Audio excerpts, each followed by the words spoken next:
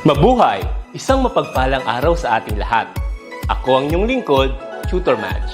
Welcome sa ating ETUlay, ang ating libreng online tutorial na hatid ng ating kagawaran ng edukasyon, ICTS EdTech. Ang programang ito ay inaasahang makatutulong at maging karagdagang kaalaman sa mga mag-aaral mula kinder hanggang senior high school, ALS, Alive, at SPED learners. Bukod sa pagsagot ng mga modules, ang ETUlay ay may mga special programs din na siguradong aabangan ninyo araw-araw. Katuwang ang ating mga minamahal na mga magulang at guro ay maitutulay natin ang pagkatuto. Kaya, ihanda na ang inyong module, lapis, papel o kwaderno. Ihanda rin ang isip, mata at tenga sa isa na namang makabuluhang aralin. Tayo nang matuto kasama ang inyong volunteer online tutor sa oras na ito.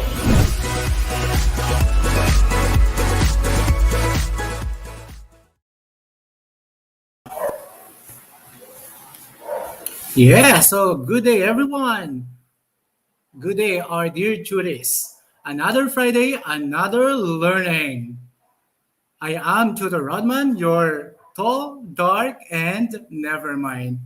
And of course, Tutor T. Okay, he's not around today due to DepEd TV schedule. Okay, so our session every Friday at 1:40 to 2:20 p.m. So you can watch our recorded session on Facebook, DepEd EdTech Unit, DepEd Tayo. And of course, sa ating YouTube channels, we have the DepEd Philippines, DepEd EdTech, and DepEd TV.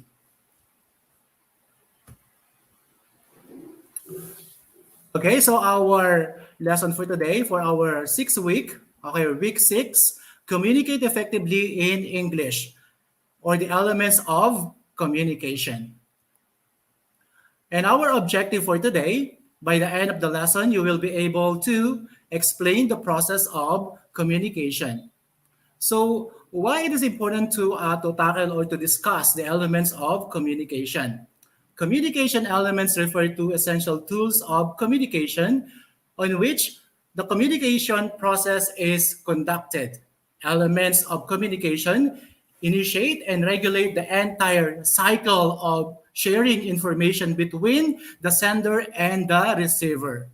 Therefore, elements of communication are essential and interconnected parts of the communication process. So that is the importance of this session. Okay, the elements of communication. So, our first task, the elements of communication and our directions. Let us see how you further understand these variables and elements. Draw a line that matches the words and phrases from column A to column B, and answers given as an example. So feedback, and the answer response or reaction. Or just type in our comment box the element that corresponds in column B. Okay, I'll wait for your answers.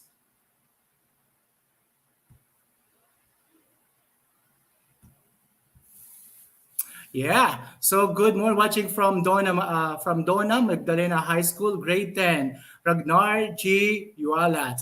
Okay, good afternoon, good day. So last meeting, no? So kasama natin si Ma'am Rebecca Kabalitan Briva from Katarman 4 District Division of Northern Samar. And also Ma'am Leonora Cancan. So hopefully today, so ma-meet natin siya o makita ko yung kanilang pangalan in our comment box. Okay? So please type in your answer in our comment box. So our first task, no, just type in our comment box of elements that corresponds in column B. Okay, in column A are written the elements, the 9 elements of communication. Okay, the first element, of course, okay, is what we call the context. Ano nga ba ang context?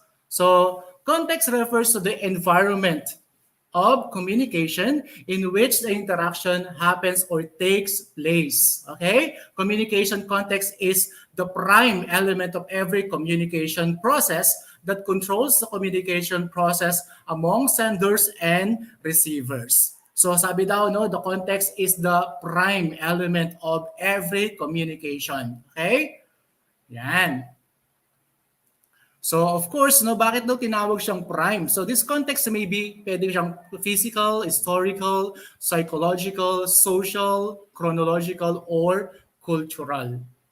Siyempre, ito yung pinaka-prime no element because for example, you may feel comfortable sharing your personal information with close friends or your best friend rather than colleagues, right?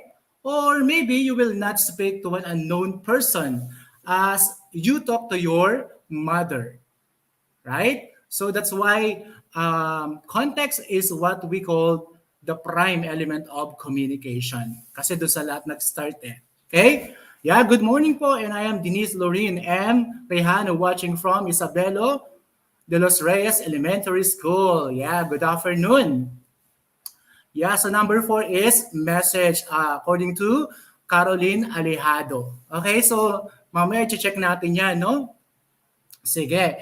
The second one element, so please continue posting your, typing your answer in our comment box. Okay?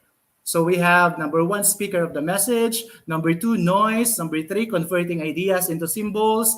Number 4, the main idea or information. Number 5, the one who sees or hears the message. Number 6, environment where communication takes place. And number seven, response or reaction. 8, interpretation of message. And 9, the medium of transmission. Okay, so we have one answer in here, no? Caroline Alejado. Number 4 daw is message. Okay, so while we are waiting, no, while I am waiting for your answers, so let me give you an insight about these 11 or these elements of communication. Okay, the first one is what we call context. The second one is the sender. Okay, the sender or the communicator generates the message and conveys it to the receiver. Yeah, he is the source and the one who starts the communication. Siya daw yung nagsisimula ng communication. Well, the sender or what we call sometimes sender called the speaker. Okay? The sender is basically the entity that want to initiate the process of information sharing via using appropriate and understandable means of communication. Yan. So dapat we have the mutual understanding. Okay? Yung ginagamit nating language for us to understand each other. So that is the second one, the sender. The sender always starts the communication process by forming the idea, the feelings, and intentions that will be transferred. Okay? Kahit ano pa yun, no? For instance, you want to share your ideas, you want to share your opinion, okay? So your feelings, etc. So that is what we call sender. Okay? The second element of communication. And the third element is what we call the message. Okay? Ano ba yung message na yan? So message, it is the idea, information, view, your feeling, or your opinion. So that is generated by the sender and is then intended to be communicated further. Okay? So when say message, it is the main body of the communication process. Yeah, do not forget that, okay? The main body of communication process. It is considered incomplete without a message. Kasi without the message, there's no information, there's no idea, there's no topic to discuss, okay, or to share. So that is the third element. Okay, message. Yeah, good afternoon to Jovelyn G. Duruelo. Good afternoon po, watching from Santo Domingo Integrated School, Quirino District.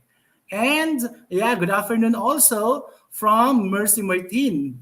Okay, watching from SDO Navotas. Yeah, good afternoon po. I am Sofia Naila Cowell and Reynalyn de Mapilis from Bayog Elementary School. Yeah, good afternoon to all of you guys. Good afternoon to this Yeah, thank you for tuning with us. Okay? So ngayon wala si Sir Tutor T because he has a shooting for DepEd TV. But next meeting syempre kasama na natin siya. Okay? Okay, so that is the third one, the third element. Okay? Please continue, no? Keep on posting your answer in our task number 1. Okay?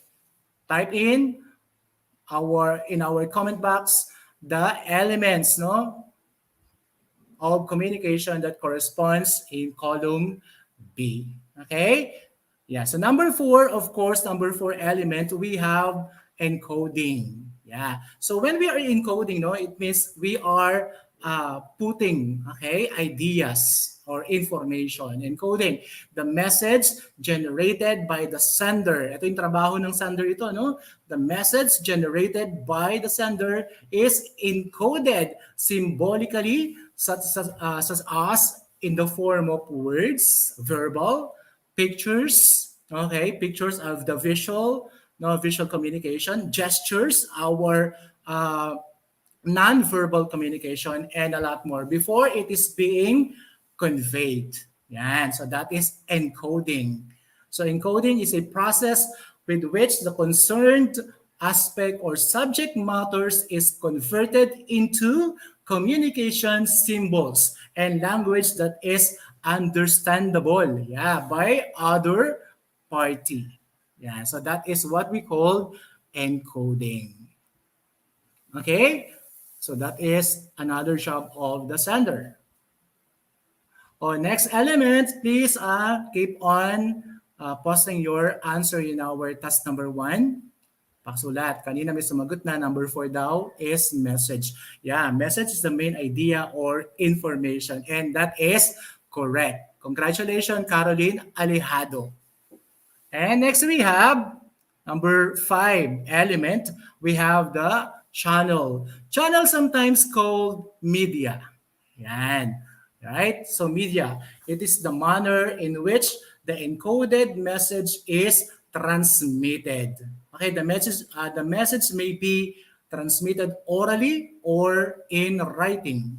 The medium of communication includes, yeah, maybe we are using the telephone, the internet, and the post, the fax or the facsimile, email, and a lot more. So the choice of medium is decided by the sender. Okay, kung anong gagamitin mo, it's up to you. So maybe the use of the telephone, the facsimile, the email, etc. So that is what we call medium or what we call the channel. Yan.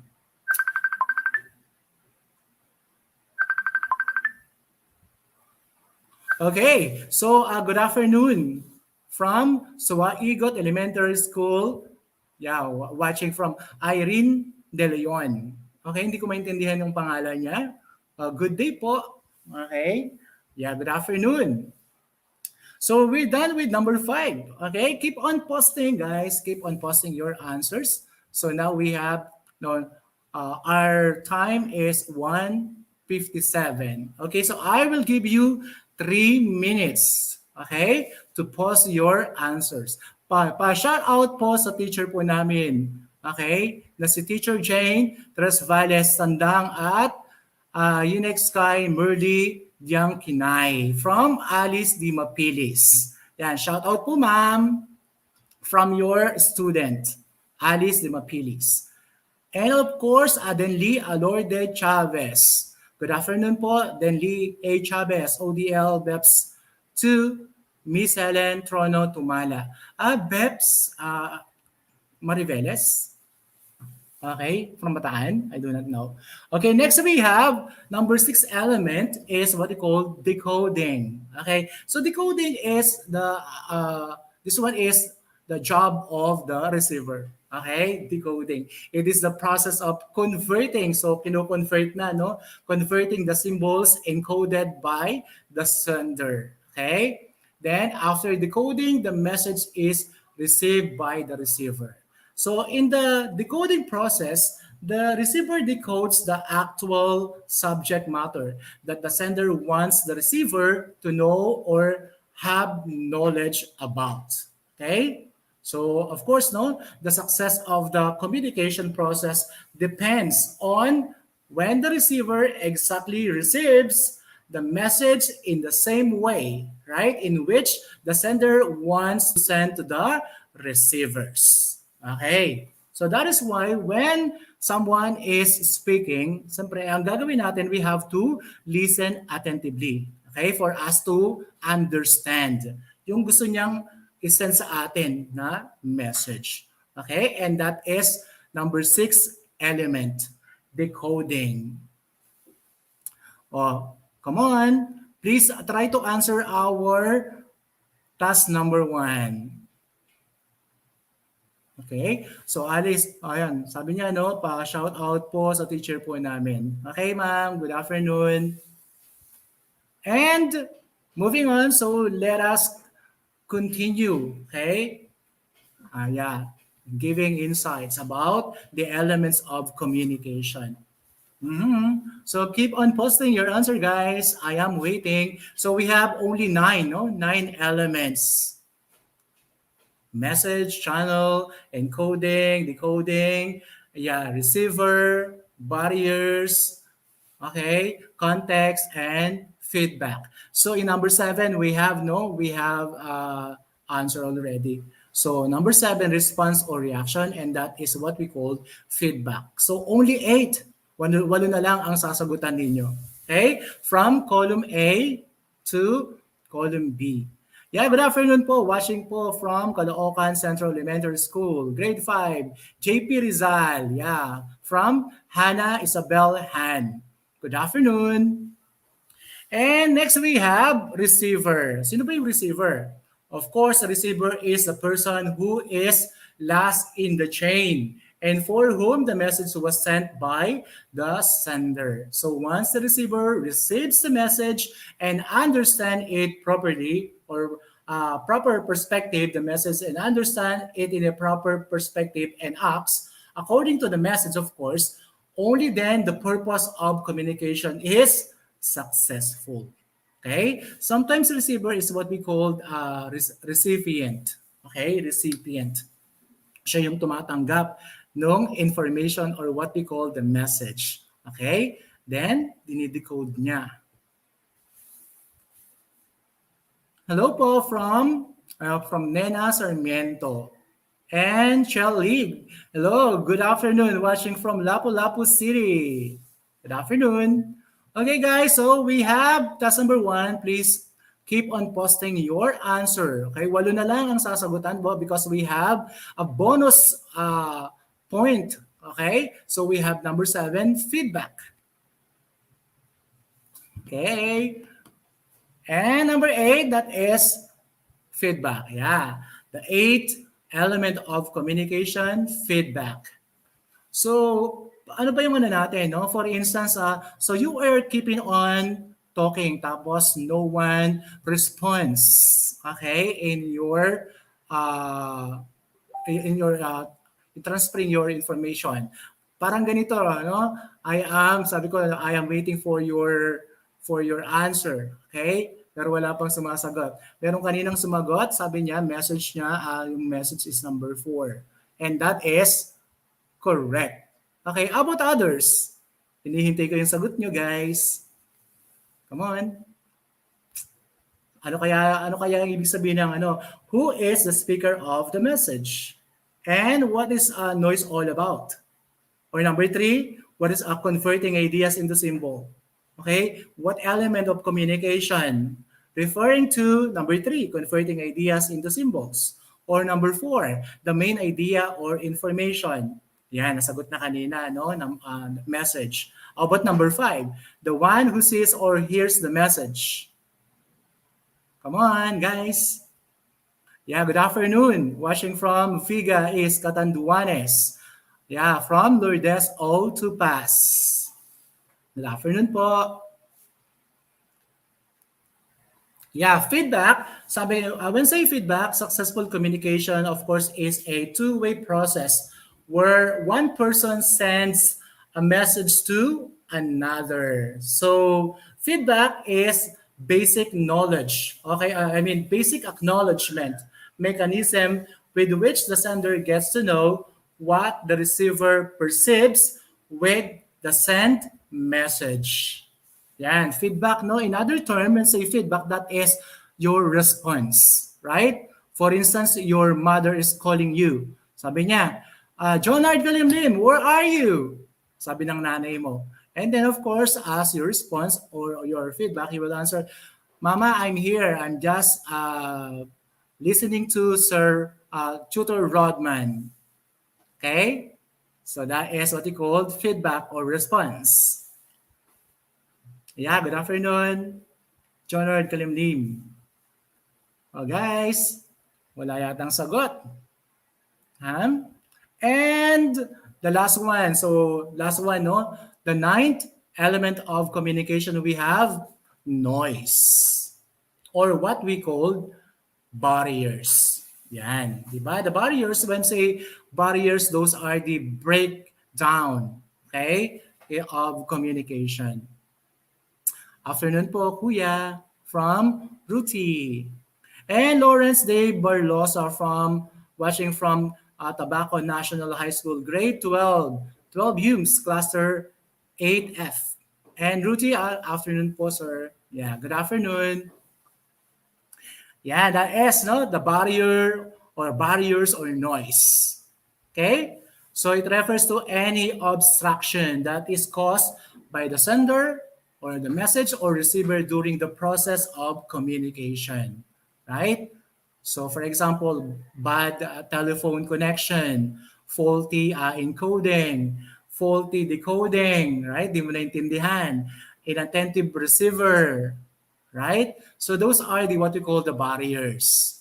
Okay? Poor understanding, okay, of message due to prejudice, prejudicism, something like that. Okay? So those are what we call the barriers, the noise. Okay, so last meeting we talked about this, no, about noise.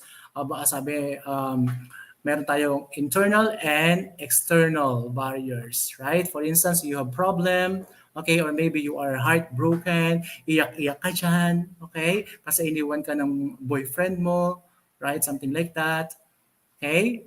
Or maybe your girlfriend, naghanap ng iba. So you are heartbroken. So that is what we call internal barriers sa loob yan, right?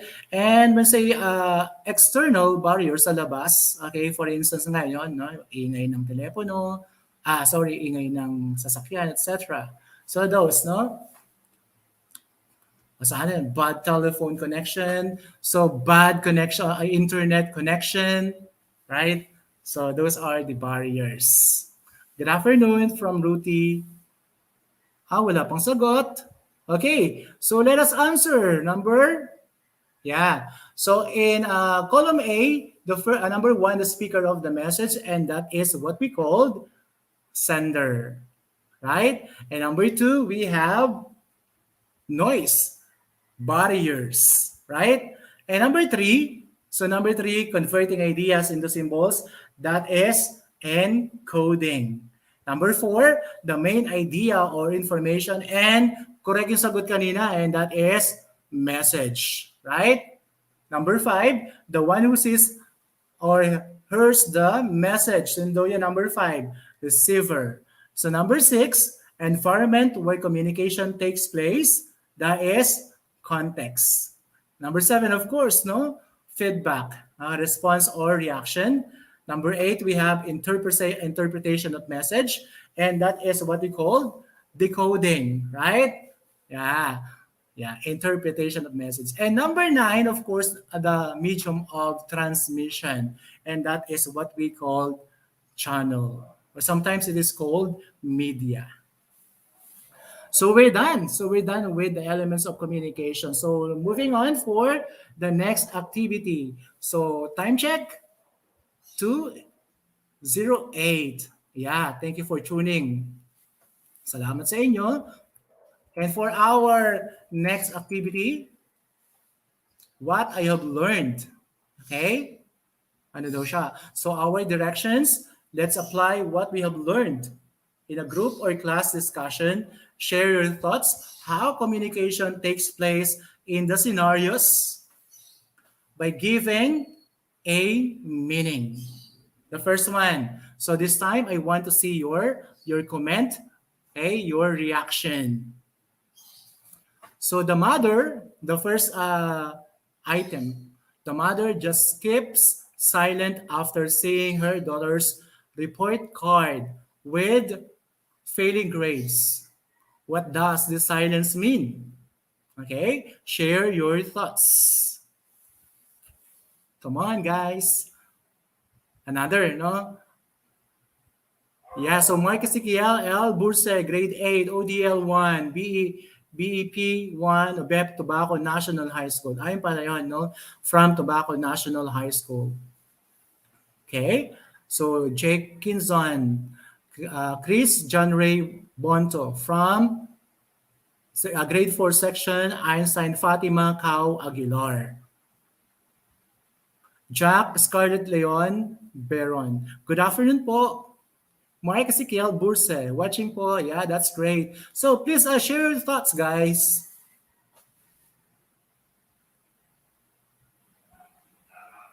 Hurry up. I'll read it again. The mother just keeps silent after seeing her daughter's report card with failing grades. So what does this silence mean? So how do you feel? Ano yung mararamdaman mo? Jake, Jake Kinson for instance, no? After receiving, no, na nakita ng nanay mo yung report card mo with failing grade, no, 74 for instance, 74 ang grade. Okay? So what do you think? Ano yung ibig sabihin yun? What does this silence mean? Di ba tatahimik lang si nanay? Okay? Tatahimik si nanay. So, anong ibig sabihin nun? What does this silence mean? Come on, share your thoughts. Yeah, thank you, Shell Lee. The silence means being sad about the failing grade. And that's great from Shell Lee, grade 11, CSS Pao, National High School.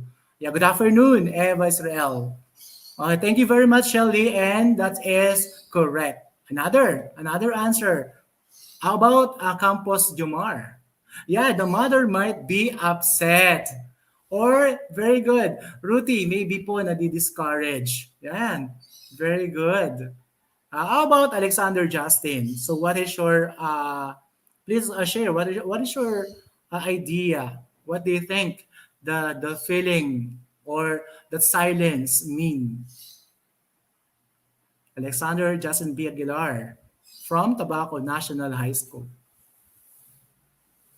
Yeah, very good. Of course, no, with this. Yeah, silence means maybe upset, maybe discouraged, maybe sadness. Yeah, those, right? Ah, that is what we call non-verbal, right? Good afternoon po sa lahat. Alexander Justin, he said disappointment, right? Disappointment. That is. Of course, no? Yung mga parents natin, they want the best, di ba? For us. Kaya nga, mag-aral tayong mabuti. Right? So even we are now in the pandemic, so dapat aral talaga. Okay? Mag-aral tayo for our future. Para sa magandang kinabukasan. Okay, how about number 2? Thank you for sharing your thoughts. Richard Bilan, disappointed.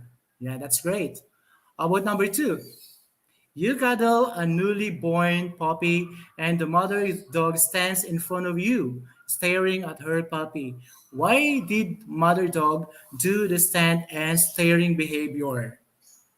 Yeah, share your thoughts. Yeah, Lourdes Otupas, kanina sabi niya, the mother understand her child. Of course, that is, no? So, maintindihan. But still, of course, do not upset our mother. Mag-aral tayo mabuti. And from K. Charlotte, K. Charlotte, grade 12, BBME of Tobacco National High School. Good afternoon po from Faisa Sirad. Okay, how about number 2, guys? You cuddle a newly born puppy and the mother dog stands in front of you, staring at her puppy. Why did mother dog do the stand and staring behavior? Share your thoughts. Ano kaya nararamdaman ng aso Nung tinaas mo, no? Kinuha mo yung puppy niya, yung kanyang tuta. Okay? At tapos tinaas mong ganon. Yep, from Claire Loria. Watching from Tobacco National High School, Grade 12, UMS K. Ang dami atang section ng National High School Grade 12, UMS. Yeah, good afternoon. Watching from Lapu-Lapu School. Okay, City Central Elementary School, Ariel Stefan Esguera, Grade 1, GT. Ayan. Sabi niya, Campos Jomar, she thought her puppies are in danger. Okay, very good. Right? Siyempre, the mother dog, kumbaga, nag-aalala siya, baka malaglag yung kanyang puppy. Right? She thought her puppies are in danger. What else? What else? To make sure that her puppy is in safe hands. From Jake Kinzon. Yeah, so you have the point, right? To make sure that her puppy is in safe hands. So yan. Yeah, and sabi ni Alexander Justin Aguilar, and that is mother's instinct. That's great, right? Lahat ng mga mother, right? Even people, even human, right? Pag tinaas yung sanggol niya, ayan, natatakot siya, nag-aalala. Right? And that is what we call mother's instinct. Great, Alexander Justin Aguilar. What else? Worried about her puppy. Ayan, from Richard Bilan, 12 PBL. From Tobacco National High School. And, yeah, watching from Tobacco City, National High School, 12 UMS F. Eunice Joy Mandrilla. Good afternoon. Hi, sir. Good afternoon from Jocelyn T. Menes, Grade 4, Gemini of Lapu-Lapu City Central. May I watching you, sir? Project BTS. Salamat po. Salamat din, Aileen Jimenez. Okay? So I guess we're done with number 2. Wala na ba? Share your thoughts. Okay, next. We have this. Yeah, how about this one? Number 3. An old woman cried after opening a box and a letter she saw on her front door. Why did the woman cry? Okay, share your thoughts. Again, okay, I'll read it again. An old woman cried after opening a box and a letter she saw on her front door. Why did the woman cry? What do you think? Why the old woman cried? Share your thoughts. Yeah, Christian. Cherry Lou Mentrano from 11 UMS G of Tobacco National High School. Wow. Thank you very much, ma'am, sa mga teachers po ng mga tuties, our tuties, no? Na nakiki-interact sa atin today. Yeah, sabi ni Eva Israel, that is tears of joy. And that's great. Tears of joy. So maybe inside the box are a lot of maybe medicine, right? Or maybe gifts, okay, from her children or from her child, something like that. What else? Maybe it was a letter from her husband who died years ago. Wow, nakakayak naman yan, right? So maybe it was a letter from her husband who died years ago, and that is Eunice Joy Mandrilla. Or from Mark Ezekiel Burse. So maybe someone delivered some bad news. So maybe because the letter came from her son or daughter thanking her from being a good mother. Yeah, so no, dapat ganyan din tayo sa ating mga mothers. So thank you, Shelly, right? So dapat we're kind with our parents. So the letter was from her children, from Jake Kinzon. Oh, that's why nakakayak talaga yun when we receive a letter from our family, right? Mary Joy C. Cascante, 12 ABME. Yeah, Mary Joy, good afternoon. According to Alexander Justin Aguilar, so maybe the letter was a bearer of bad news. Nakakayak din yun, right? Okay? So maybe it's a thing that's sent to her nagamit ng kanyang family or relatives from other country. According to Ruthie. Yan. Very good. Mhm. And last for Denise Lorraine Rejano. So maybe it comes from someone she really loves, cares, treasures so much. That's why she cried, not because of sadness, but because of happiness. And that is called tears of joy. Very good. No, Denise Lorraine Rejano. So that is a tears of joy. Okay.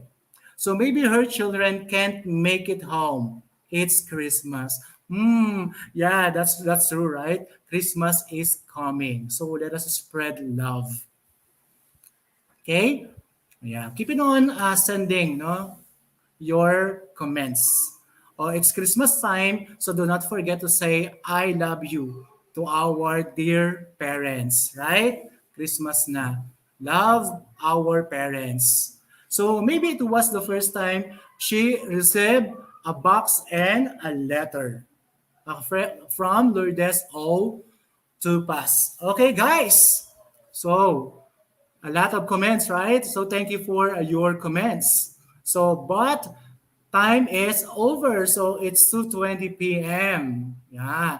So our session is from 1:42 to 20. So stay tuned, guys. Yan. So last one, Joanna Escabo. Good afternoon, sir, from Glisai, Osea, grade 5, Gemini of Lapu-Lapu, Suba, Masulog, elementary school, watching you, sir, Project BTS. Okay, good afternoon. So it's 2:20, guys. And so it's 2:20.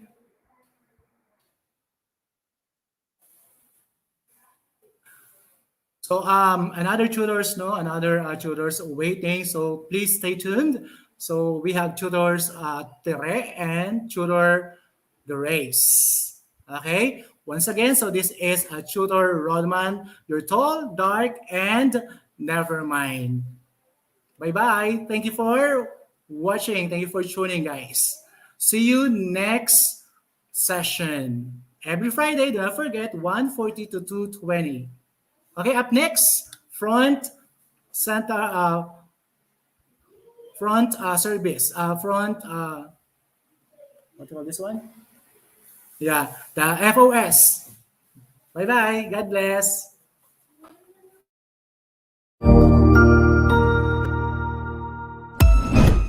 Ang husay naman! Natapos mo ang iyong tutorial session kasama ang iyong mahusay na ETUlay tutor. May bago ka bang natutuhan? I-share na yan gamit ang hashtag ETUlay Level Up. Huwag aalis ha dahil may susunod pang programa na pwede mo ring panoorin at salihan dahil naghihintay na ang iyong mga tutors. Happy learning dito sa ETUlay!